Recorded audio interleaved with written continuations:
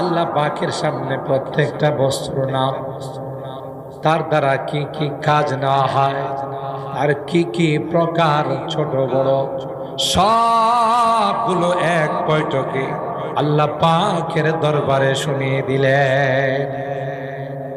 আদম খাকিজ হক মুক্তিল, আদমের খাকিজ হক মুক্তিল, কাব হাবতাম আসমা ফুরতিল, কাব হাবতাম আসমা ফুরতিল।